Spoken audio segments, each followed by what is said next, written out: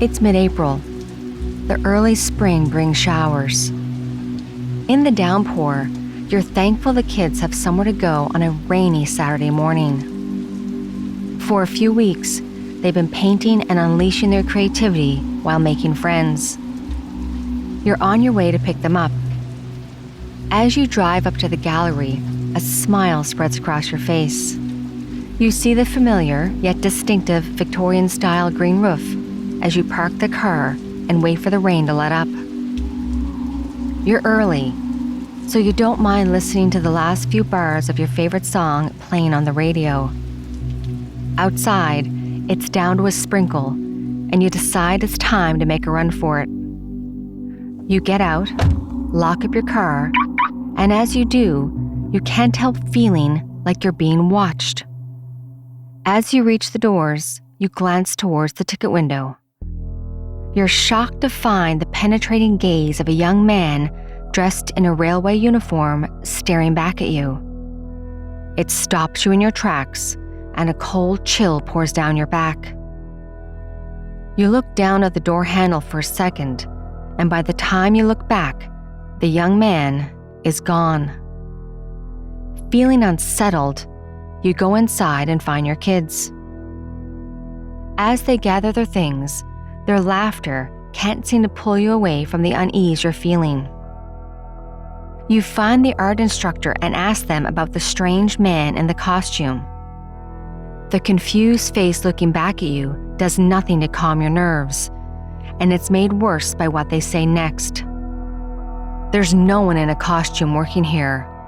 You must have seen the ghost of Billy Stone.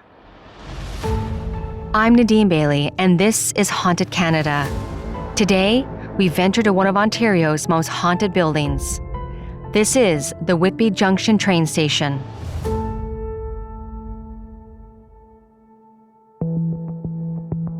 Located just east of Toronto, Whitby is a bedroom community for families looking for space and a yard while not being too far away from the big city. Historically, the city's main asset was its natural harbor on Lake Ontario. Grain from surrounding farmland was shipped from there, and eventually it became a trading port when a road was built connecting it to Northern Ontario. In the 1870s, the Port Whitby and Port Perry Railway was constructed from Whitby Harbour to Port Perry and later extended to Lindsay, Ontario. If you visit today, you'll find a remnant of the Whitby Junction Station, which now houses a gallery that supports the local art scene. Now affectionately known as the station, it has become a hub for artistic expression, drawing both emerging talents and established artists eager to share their vision with the world. Here, the echoes of trains from the past mingle with art enthusiasts, creating an atmosphere where history and creativity coexist. It's not just a place to visit, but a destination that lingers in the heart long after you've left. As I've mentioned in previous episodes, the Grand Trunk Railway united Canada from coast to coast, boosted economic growth, and helped forge national identity. Whitby became the connecting point between the Port Whitby and Port Perry line and the Toronto-Montreal Grand Trunk Railway in 1903. It replaced an older station and was initially located at the foot of Byron Street near the current GO Transit platform. Built for $5,000, it exemplifies Victorian and arts and crafts architecture with a charming wooden facade. 3 whimsical turrets are topped with distinct roofs that look like witches' hats, rising above the enchanting building. From the outside, the station is parallel to the horizon and beautifully blended with the surrounding landscape. The name Whitby Junction once proudly graced the shingles of the station's west side, just above the bustling baggage room, inviting travelers to drop off their luggage before heading inside. The expansive overhang and porch offered thoughtful shelter, providing refuge from the pouring rain or the sweltering summer heat, ensuring passengers were at ease as they awaited their trains. This one-story station is elegantly wrapped with ground-level windows, allowing abundant sunlight to flood the interior. Dormer windows, shaped like beautiful hexagons, further enhance the brightness of the waiting room, creating an airy and uplifting atmosphere for those passing through. The station's cleverly designed turrets and bays provided telegraph operators a clear view of incoming and outgoing trains. Today, you can still see the original woodwork and design, which helps transport visitors back to a time when attention to detail reigned supreme. Every corner invites you to take a moment and appreciate the timeless beauty of the Whitby Junction Train Station. It is a captivating blend of function and artistry, ready to connect generations of art enthusiasts to Canada's railroad legacy. In 1914, travelers would step through the station's main doors to an expansive sunlit waiting area where they would settle into long wooden polished benches. Towards the back of the room, an elegantly curved archway beckoned ladies to their own waiting room. It was a cozy enclave that offered a private space for women to relax before boarding, ensuring their comfort and warmth. Travelers would secure their passage at the ticket window. This is also where those staying in town would send messages to the outside world via the telegraph operator. If there were any issues, passengers could also find the station master in the office. This was a central hub always buzzing with activity, as people were always coming and going. They were dropping off or picking up telegrams, letters, packages, travelers, etc. It was particularly busy once Canada entered World War I on August 4, 1914, after Britain declared war on Germany. From then on, the nearby Whitby Psychiatric Hospital, now known as Ontario Shores, became a recovery hospital for veterans returning from the front lines. Whitby Station became their drop-off point. Welcoming them home would be a handful of employees who felt a profound sense of pride knowing that they were the backbone of the station. They ensured that those who fought in the trenches of Europe would have a soft place to land when they got home. One of these employees was 21-year-old William Stone Jr., but everyone called him Billy. He was born and raised in Whitby and became the pride of his family when he secured the very prestigious position of night telegraph operator. It was a dream job, especially for Billy, who lived just a stone's throw away from the station. His parents and sister admired his ability to get one of the most coveted positions in town, and he quickly became one of the family's breadwinners. That's because Billy was really good at his job. He kept meticulous records of train arrivals and departures, sent and received telegraphs, and made sure information flowed along the lines that ran parallel to the train tracks. Each tick of his telegraph keys pulsed with the heartbeat of news from the front lines and other far-off places. Until one night, those keys flatlined and fell silent.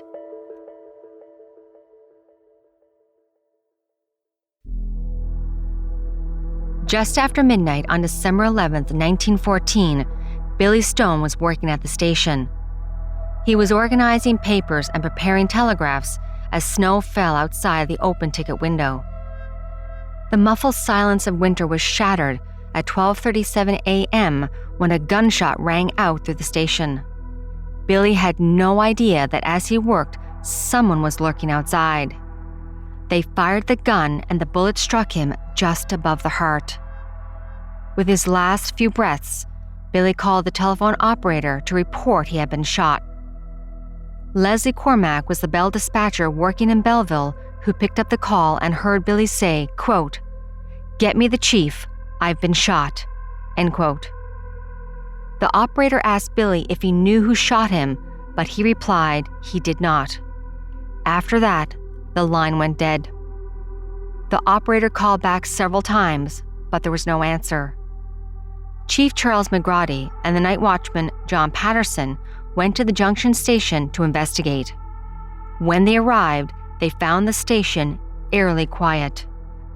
The men peeked through the open ticket window and could see Billy on the floor. They entered the station with guns drawn, but sadly, nothing could be done. Billy was dead. The telephone had fallen from Billy's hand and now hung from the desk. The young, courageous man who had been described as friendly and popular was gone. The next day, An article was published in the Standard newspaper stating that Billy, quote, lay as he had fallen, right back from where he was standing at the desk. Everything else was in order in the office. The cash drawer had not been touched, end quote. The police did not find the murder weapon and noted that the door to the waiting room was unlocked, while the glass window to the ticket office was down but not secured. There was no broken glass, which led them to the conclusion that the window had been closed either by Billy after he was shot or by the killer. Police knew the killer had entered the ticket office because they found a bloody handprint near Billy's body on the side of the cabinet near the desk drawer. Billy's hands were clean, so the handprint could only be from the killer because they had searched through Billy's pockets. Not finding money or other valuables, they stole his pocket watch. The killer's hands were covered in Billy's blood after going through his pockets. When they got up from the floor, they leaned against the cabinet and left the bloody clue for the police. An autopsy was performed the next day and found a bullet from a .38 caliber revolver had entered Billy between his 4th and 5th rib, penetrating the left ventricle of his heart. The bullet then lodged itself in his lung. The autopsy noted the gun had to have been fired from some distance because there was no gunpowder residue on Billy's clothes. With the investigation still ongoing, Billy was laid to rest in the Stone family plot on the southeast corner of the St. John's Anglican Church Cemetery. On January 20th, 1915, a formal inquest began. The Ontario Provincial Police, just 3 years old and with only 3 inspectors covering major crimes, was in charge of the investigation. They found it to be a daunting challenge. The mysterious murder of young Billy Stone cast a dark shadow on the small community. With no suspects in sight, suspicion fell on his own father, William Stone Sr. Whispers suggested an unsettling motive behind the killing. Rumors swirled that a $2,000 insurance payout cashed out by Billy's father was the reason he would commit the unthinkable. For over 6 months, the investigation dragged on, but without much evidence or a witness, the killer's trail went cold. On the evening of June 18, 1915, William Sr. returned home from a night of drinking to find a subpoena waiting for him. He was being summoned to testify as a witness at the inquest.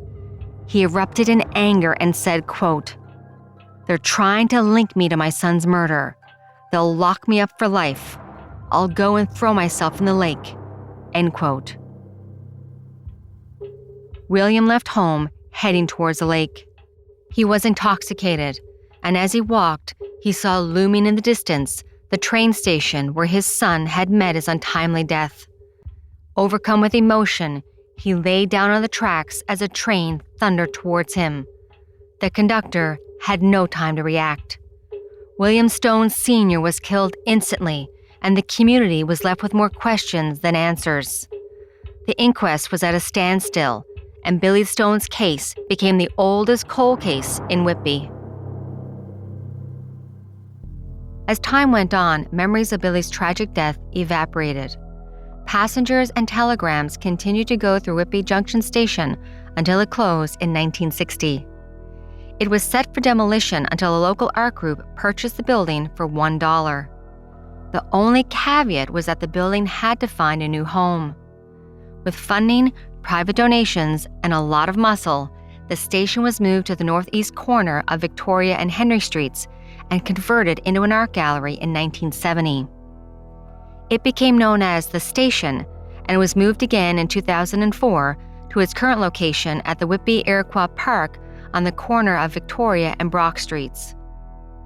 The former Telegraph office is now the home of the gallery's curator, and that's where we're headed next.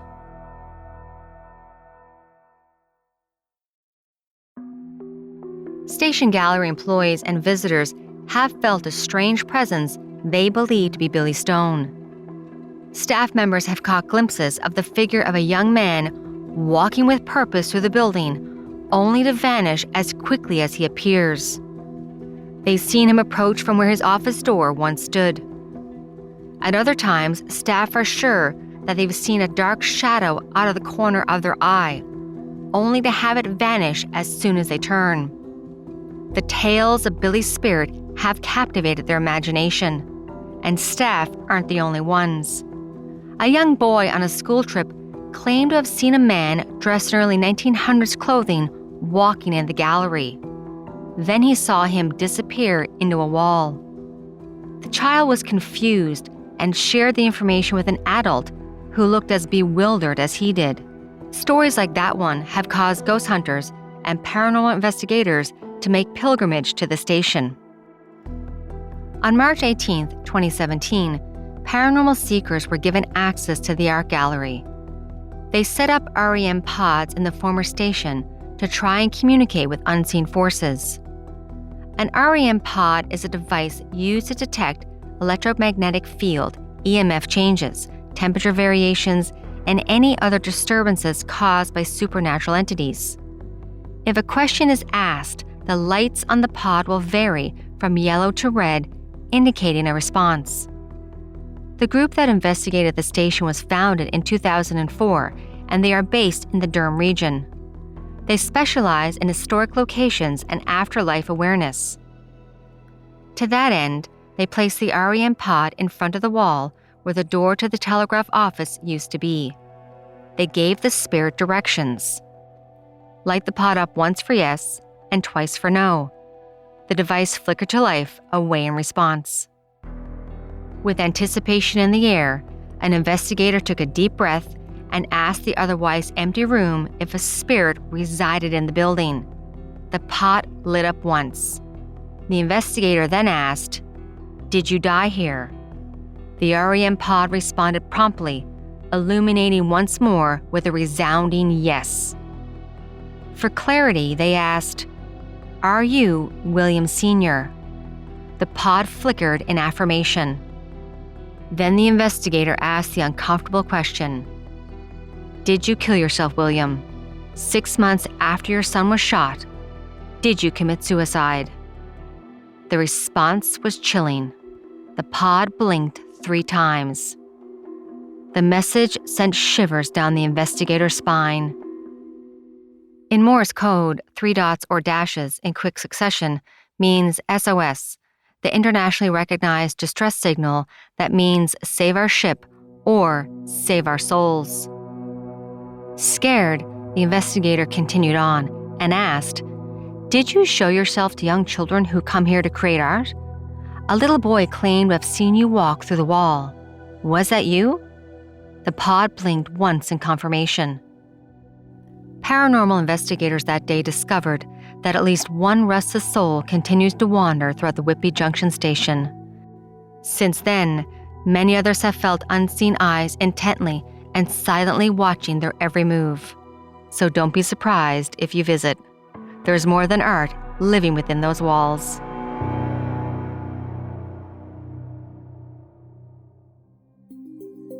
Thank you for joining me on our journey through one of Whitby's most historic and haunted former railways, Whitby Junction Railway Station. Haunted Canada is sponsored by the Edmonton Ghost Tours.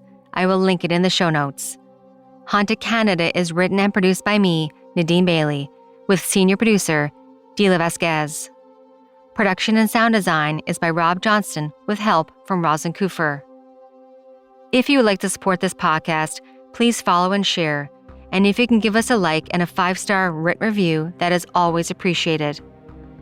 Also, you can follow me on our different social media platforms, or if you have a ghost story, haunting, or true crime that you would like for us to cover on this podcast, please email me through the website hauntedcanada.com. Thank you from all of us at Haunted Canada and Curious Cast. Have a good night, everyone, and stay haunted.